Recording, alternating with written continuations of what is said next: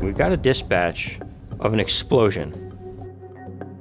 We received a dispatch from the 911 center stating that there was a large amount of smoke coming from the second floor of this building. He yelled to me that they have one inside. I feel it was one of the coldest nights we've had.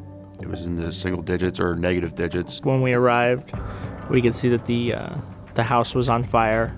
I had no understanding as to the status of the occupants inside the home. I came to find out that the female resident of the home was still inside and the husband was out in the yard.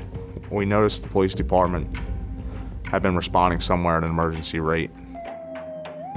They said they had smoke to the rear of the house and all the doors were locked and they think somebody is entrapped. This elderly woman came to the window and I told her garage was on fire, and she said no, it wasn't. And I said check again, and at that point I was already calling 911. 911, what's your emergency? It was about 4:30 in the morning where we got tapped out to assist Freeland Fire Department on a working residential structure fire with possible entrapment. Our assignment was basically to monitor and stand by in the event that there would be a firefighter go down or some type of emergency that we would need to actually respond to. You know, we'd already seen that there were several roofs that had collapsed. It looked, with a little bit of wind conditions, that it was spreading. One of our members thought they had heard over the radio a faint mayday call. I was not the first one on scene. There was another officer who had arrived before me, and he reported the flames were about 50 to 60 feet in the air. We heard this explosion of something or a window breaking. My partner and I didn't discuss what we were going to do. We didn't have a plan. We just opened the door and went for it. One of the firefighters, Doug, was able to come in and help me get her out.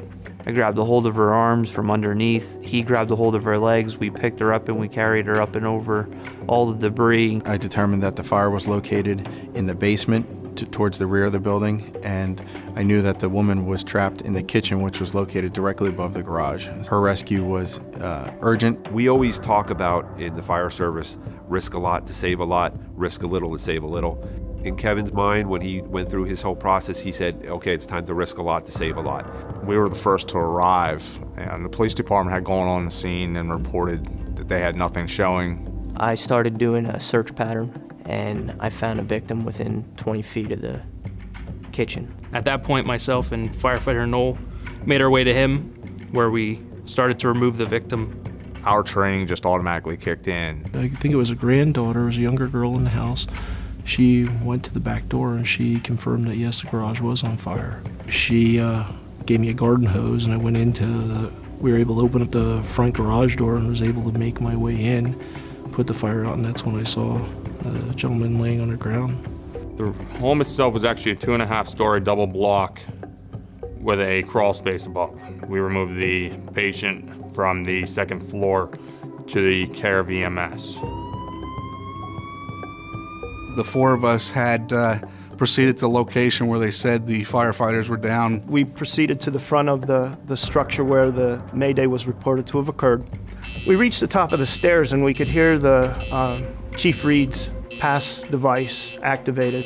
So we got to the landing and you know, on our hands and knees, we were crawling down, listening and feeling, doing a search, performing a search for him. I kicked in the front door. I didn't have enough time to search the entire residence. Thankfully, I was able to get close enough inside the hallway to see Miss Henry, her name is Sue Henry, laying on the floor, that I was quickly able to just grab her and get out. My partner had to go deeper into the house. We observed just legs sitting in a chair. That's how low the smoke level was. I said, hey, let's go, it's time to leave. And he didn't want to get up out of the chair, so we had to pull him out of the chair and escort him towards the door. It took both of us to get him the rest of the way out of the doorway. I believe it was Captain Ravitz who said, I got a boot. It was quite obvious we'd located a firefighter. There were visible flames near his head and upper shoulder. It was at that point that I stepped over and entered the room and grabbed Chief Reed's upper body, his shoulders. We were finally able to get some momentum and get Chief out of the room. Once we had all gotten out and regrouped outside, one of the Mount Carmel police officers came over and said, I just want to give you an update on the firefighter. He's awaiting flight at this point. He's responsive and he's actually talking. I think we all got a smile on our face at that point. I knew at that point he needed to be air evac'd out and going to the burn center. I never saw somebody burn quite as bad as what this gentleman was. I've been involved in 3 rescues in my career, and this is the first rescue that I've had that was actually a complete success. I don't believe it changed me in any way. I think I view everything the same. You just act, you don't really think, you're not thinking about your welfare, you're just thinking about this is what we have to do, let's go in and let's get it done. The training's so important so that you don't have to think about it, because you don't really have that much time to think about something like that. There's a lot of calls that, you're going to be afraid and fear, but you get through that. You kind of put that to the back. When you go to work every day being a police officer or first responder, you never know what you're going to entail. You just do what you got to do. You don't think about it or the consequences of what could happen. You just look for a positive outcome.